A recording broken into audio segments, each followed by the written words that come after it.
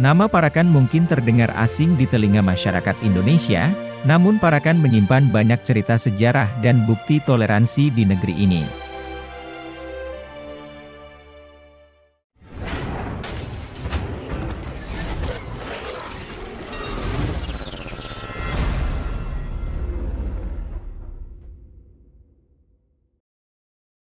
Parakan berada di kaki Gunung Sindoro dan Gunung Sumbing, dan masuk ke dalam wilayah Kabupaten Temanggung, Jawa Tengah. Namanya mungkin tidak sefamiliar Semarang atau Yogyakarta, namun Parakan menjadi saksi bagaimana peradaban Cina dan Jawa bisa membaur dengan baik, sejak ratusan tahun yang lalu.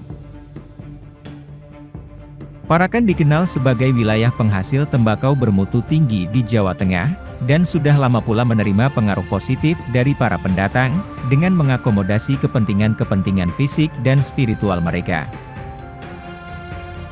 Hal ini bisa dibuktikan dengan masih terpeliharanya dengan baik bangunan-bangunan lama bernuansa Cina, tempat-tempat ibadah, dan budaya Cina di Parakan.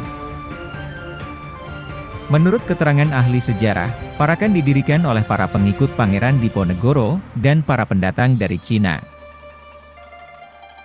Perubahan kemudian terjadi pada tahun 1890, saat pemerintah kolonial Belanda melakukan penataan administrasi daerah jajahan, sehingga Parakan menjadi wilayah Kawedanan, dengan dipimpin oleh seorang Wedana.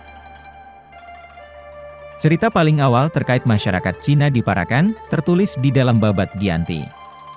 Disebutkan bahwa Pangeran Dipati Anom yang berselisih dengan raja, kemudian melarikan diri ke Parakan, dan sudah ada orang-orang Cina yang menetap di sana. Masyarakat Cina di sana, menjadi bagian penting dari sejarah Parakan, baik di bidang ekonomi, maupun budaya. Banyak bangunan-bangunan kuno berarsitektur Cina, masih berdiri dengan baik di Parakan. Salah satunya adalah Omah Candi Gotong Royong. Masyarakat setempat lebih mengenal bangunan ini dengan nama Rumah Kungfu, karena pernah ditinggali oleh seorang master kungfu dari Cina, yang bernama Lau Jingti.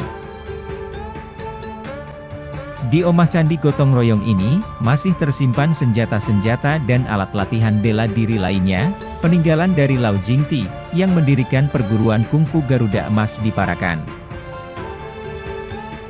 Bangunan lain di Parakan yang kental dengan budaya Cina, yakni rumah milik Marga Ciong, yang dibangun pada dasawarsa terakhir abad 19.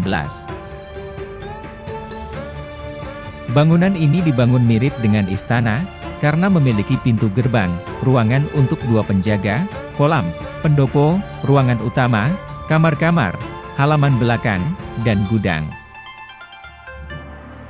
Sementara itu, di Parakan juga terdapat bangunan peribadatan masyarakat Cina di sana, yang dinamakan Kelenteng Hok Tek Tong. Tidak ada catatan resmi terkait kapan Kelenteng Hok Tek Tong ini didirikan, namun diperkirakan, bangunan yang terletak di Jalan Jenderal Suwaji tersebut, dibangun pada tahun 1830. Pada zaman penjajahan Jepang, Kelenteng Hok Tek Tong ini sempat tidak diperbolehkan untuk mengadakan kegiatan, sehingga terabaikan. Namun untungnya, setelah Jepang angkat kaki dari Parakan, aktivitas di kelenteng ini hidup kembali. Kelenteng Hok Tek Tong ini dibangun menghadap ke Gunung Sindoro, dengan harapan agar setiap doa yang dipanjatkan melalui kelenteng ini, bisa langsung naik menuju ke langit.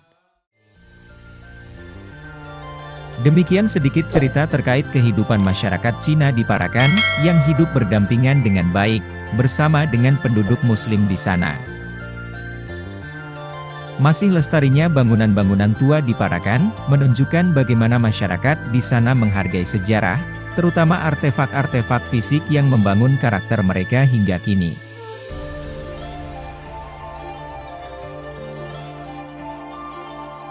Sampai jumpa di video sisi dunia berikutnya.